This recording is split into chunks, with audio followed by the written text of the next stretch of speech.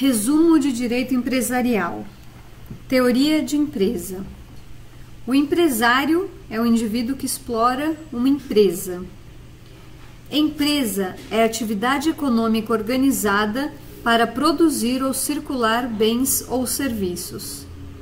O empresário, ele pode ser pessoa física ou pessoa jurídica. Se for pessoa física, é o empresário individual, que está nos artigos 966 a 979 do Código Civil.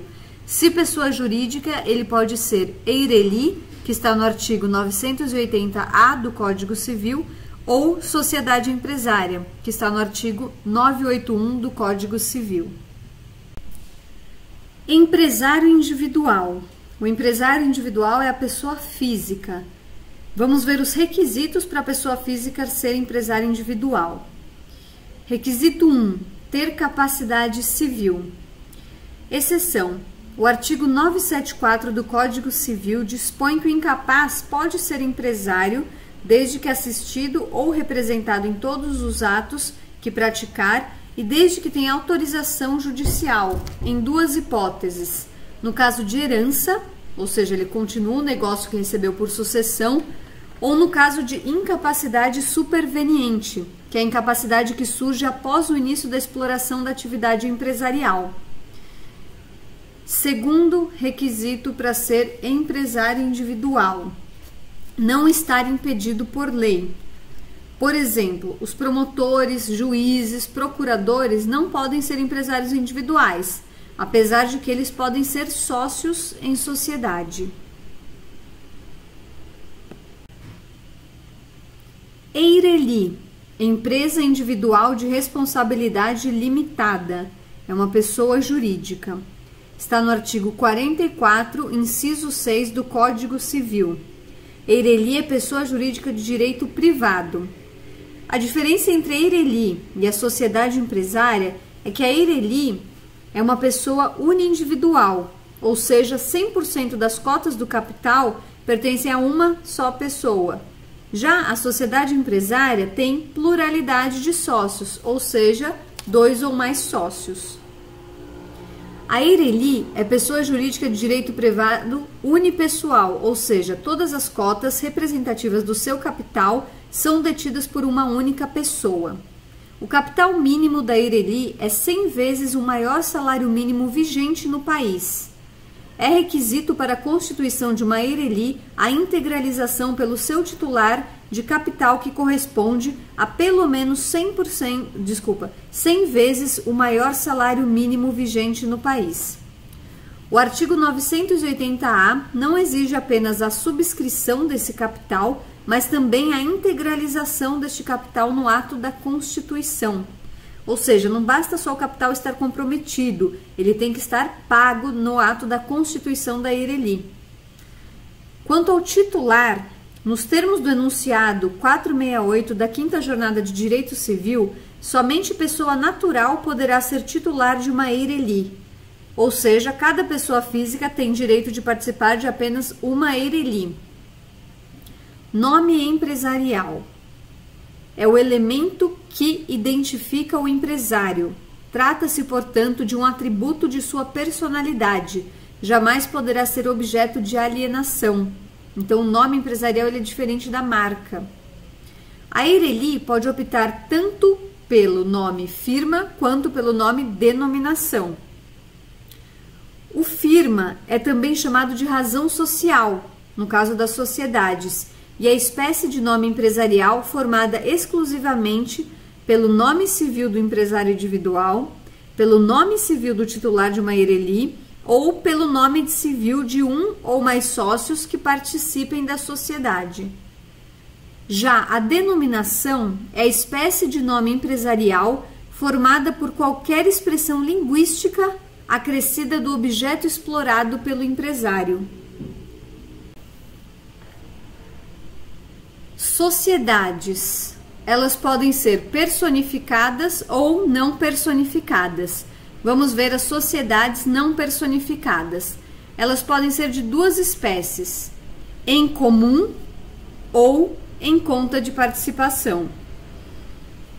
As sociedades empresárias, exceto as sociedades por ações em organização e as sociedades simples, enquanto não tiverem seus atos constitutivos arquivados no registro competente, ou seja, cartório ou junta comercial, se submetem às regras das sociedades em comum.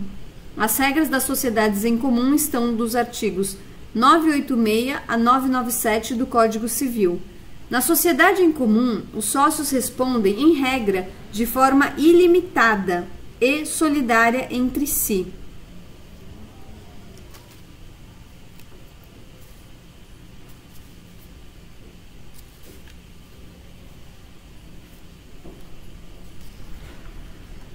Ou seja, em regra, vai ser excluído o benefício de ordem. Haverá responsabilidade direta do sócio que houver contratado pela sociedade. A outra espécie de sociedade não personificada é a sociedade em conta de participação. Na sociedade em conta de participação, o objeto social é explorado diretamente pelo sócio ostensivo, que atua em nome próprio, respondendo de forma direta e ilimitada pelas obrigações contraídas, cabendo aos demais sócios participantes, tão somente participar dos resultados obtidos, que seriam os lucros ou prejuízos. Sociedades personificadas. Elas possuem personalidade jurídica, logo, elas têm titularidade obrigacional ou negocial, ou seja, são sujeitos de direitos e obrigações, podem contratar e ser contratada. Tem titularidade processual, ou seja, capacidade de demandar e de ser demandada. Possuem titularidade patrimonial, ou seja, a sociedade passa a ter autonomia de patrimônio, ou seja, os bens, direitos e obrigações da sociedade são diferentes dos bens, direitos e obrigações dos sócios. Assim, como regra, a responsabilidade dos sócios se torna subsidiária, exceto no caso da teoria da desconsideração da personalidade jurídica. As sociedades personificadas são classificadas em duas espécies: sociedade empresária e sociedade simples.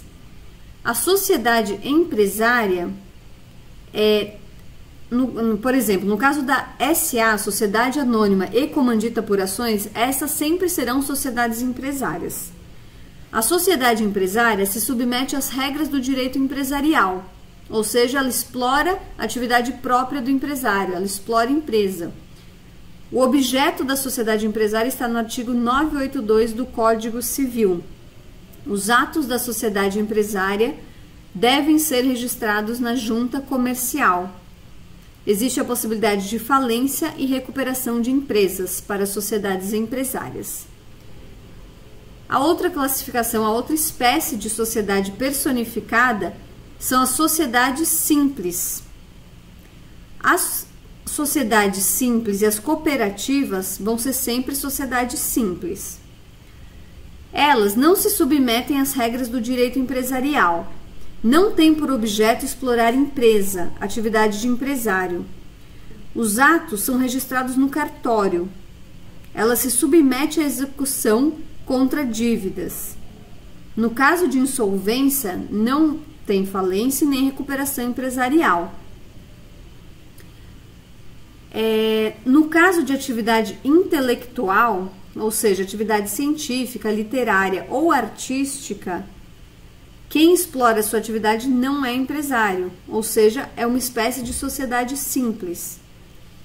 A sociedade simples, no caso da atividade intelectual, está no artigo 966, parágrafo único do Código Civil. Por exemplo, um escritório de advocacia. É uma atividade intelectual que não explora a atividade de empresário. A outra espécie de sociedade simples é atividade rural. Então, a atividade rural também não explora atividade de empresário. Excepcionalmente, tanto a atividade intelectual quanto a atividade rural podem ser atividades empresárias. No caso da atividade intelectual, quando ela constituir elemento da empresa, ou seja, atividade intelectual como mero elemento, dentre outras atividades que irei explorar, ela será atividade empresarial. Então, por exemplo, um veterinário sozinho, ele não é empresário, é uma sociedade simples porque explora atividade intelectual. Agora, se o veterinário criar um pet shop com banho, tosa, lojinha, aí a atividade intelectual do veterinário é só um elemento, dentre outras atividades que ele vai explorar. Aí, nesse caso, é empresário. Uma observação importante é que a sociedade de advogados jamais será sociedade empresária, porque o Estatuto da OAB veda que advogados exerçam qualquer atividade que não seja a prestação de serviço advocatício. Ou seja, no caso da sociedade de advogados, essa nunca será empresária. No caso da atividade rural, o artigo 984 do Código Civil estabelece que, se os atos constitutivos desta sociedade forem arquivados na junta comercial, então a atividade rural tem essa opção de arquivar de arquivar os atos constitutivos da sociedade na junta comercial. Se fizer isso, se arquivar os atos constitutivos da sociedade na junta comercial, a sociedade não será mais simples, mas sim empresária. Então, se ele não quiser se submeter às regras de direito comercial, ele não coloca os atos constitutivos no registro. Agora, se ele quiser se submeter às regras do direito comercial, ele leva os atos constitutivos da atividade rural a registro no cartório de pessoa jurídica. As sociedades personificadas podem ser de 4 formas societárias, quais sejam: sociedade simples, que está nos artigos 997 a 1038 do Código Civil. A sociedade simples vai ser sempre simples. Segunda sociedade personificada, ela pode ser da seguinte forma societária: sociedade em nome coletivo, está no artigo 1039 a 1044 do Código Civil. A sociedade em nome coletivo pode ser tanto simples quanto empresária. A próxima é a sociedade comandita simples, está nos artigos 1045 a 1051 do Código Civil. Também pode ser tanto simples quanto empresária. A outra sociedade é a sociedade limitada, está no artigo 1052 a 1087 do Código Civil. Também pode ser tanto simples quanto empresária. Sociedade anônima, está no artigo 1088 e 1089 do Código Civil. Essa vai ser sempre empresária. Ela segue a lei 6404 de 76. A próxima, comandita por ações, está no artigo 1090 a 1092 do Código Civil. Esta também terá que ser sempre empresária.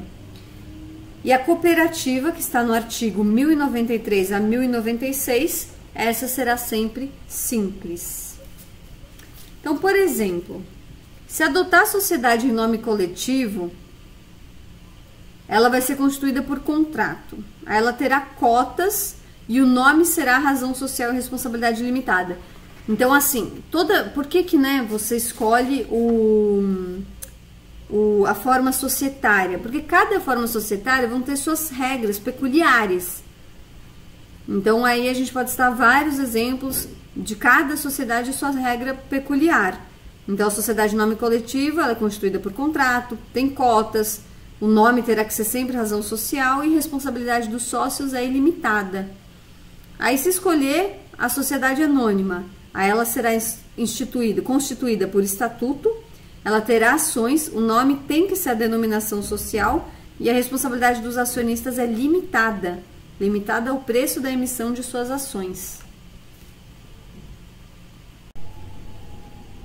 Contratos empresariais. Contrato de franquia. É um contrato atípico, porque a Lei 8.955 de 94 cuida apenas da COF, que é a Circular de Oferta de Franquia. que é uma circular que deve ser disponibilizada pelo franqueador aos interessados com antecedência mínima de 10 dias da data da celebração do contrato ou do pré-contrato de franquia ou do pagamento de qualquer valor pelo interessado.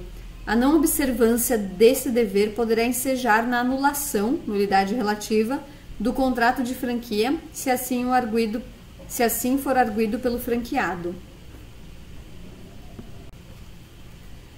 Contrato de arrendamento mercantil, também conhecido como leasing, está na Lei 6.099 de 74.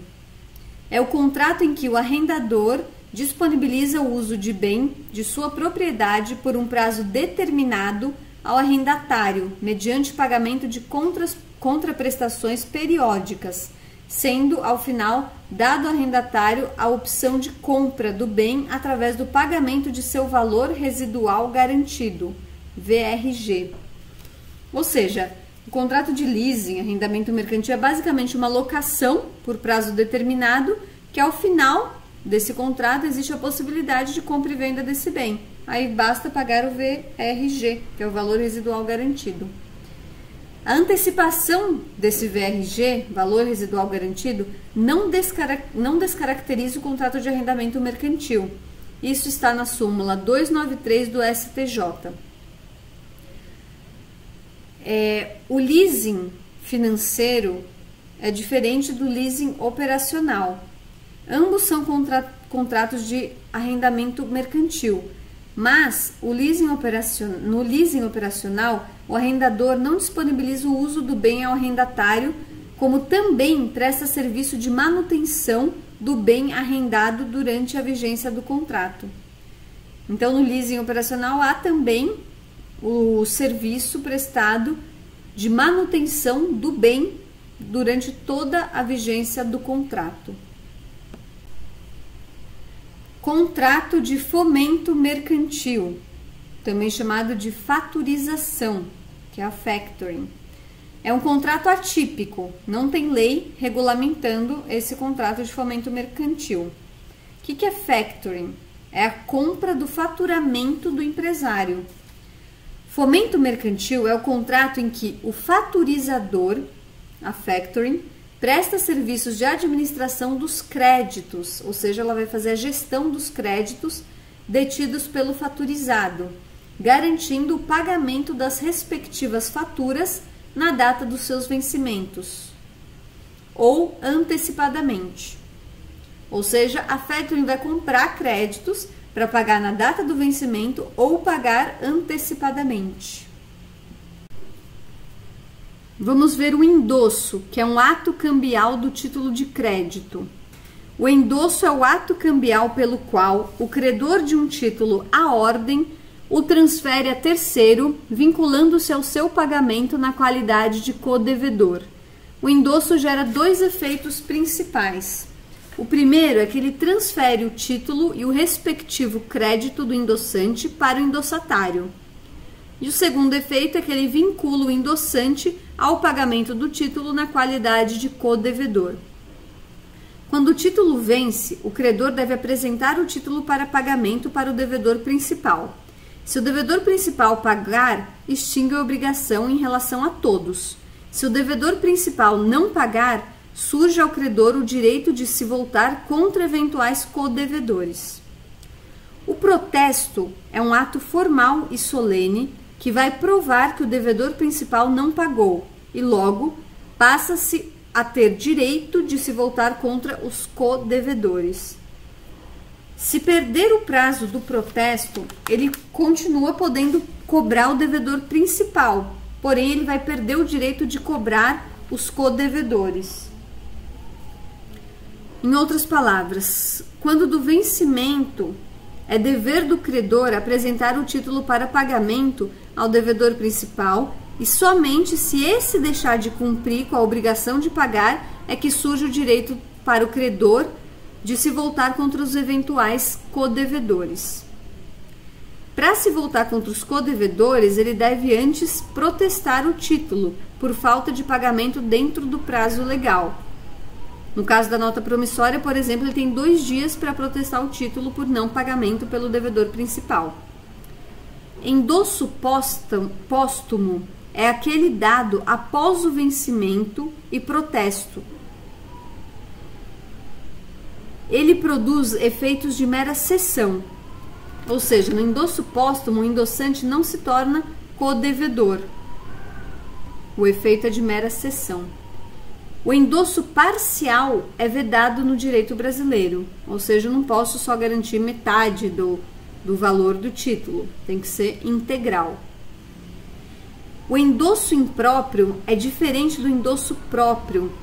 Então, o endosso próprio eu passo o crédito. O endosso impróprio é aquele em que o endossante legitimará o endossatário na posse do título sem lhe transferir o respectivo crédito. É o caso do endosso mandato e do endosso calção. Ou seja, você endossa para outra pessoa poder cobrar o título para você. Outro ato cambial dos títulos de crédito é o aval. O aval é a garantia prestada em título de crédito. É um ato cambiário, ou seja, ele é diferente da fiança. A fiança é um contrato de fiança. Já o aval, ele é prestado no próprio título de crédito. No aval, o avalista garante a obrigação assumida pelo avalizado no próprio título de crédito.